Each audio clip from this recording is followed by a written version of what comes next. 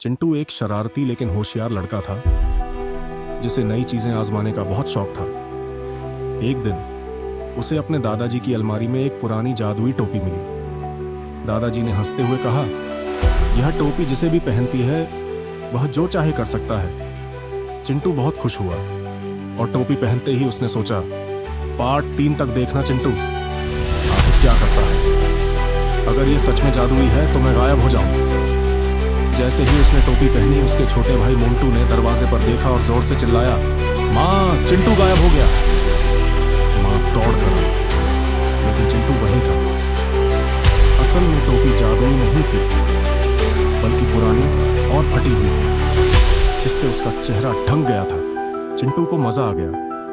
वह टोपी पहनकर तरह तरह की शरारतें करने लगा। उसने मोंटू की किताबों में चीनी डाली, जिससे किताबें चिपचिपी हो गई। फिर उसने पापा के जूते में रबड़ चूना डाल दिया। जब पापा ने जूते पहने तो उछलकर बोले, अरे सांप सांप, और पूरा घर हंसी से गूंज उठा। पर असली मजा तब आया जब चिंटू स्कूल गया। उसने सोचा कि वह जादुई टोपी पहनकर मैडम को बेवकूफ बना देगा। जैसे ही उसने टोपी पहनी, मैडम ने कहा, चिंटू, तुमने होमवर्क किया? चिंटू ने सोचा कि वह अदृश्य है तो बेफिक्र होकर बोला, नहीं मैडम, मुझे देख ही नहीं रहे ना।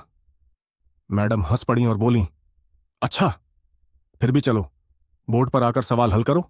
चिंटू को समझ आ गया कि टोपी कोई जादू नहीं करती, बल्कि उसकी मस्तीखोरी को बढ़ावा दे रही थी। जब दादाजी को उसकी शरारतों का पता चला तो उन्होंने हंसते हुए कहा, असली जादू टोपी में नहीं, तुम्हारी सोच में है। चिंटू ने टोपी संभाल कर रख दी और अब अपनी चतुराई को अच्छे कामों में लगाने की सोची।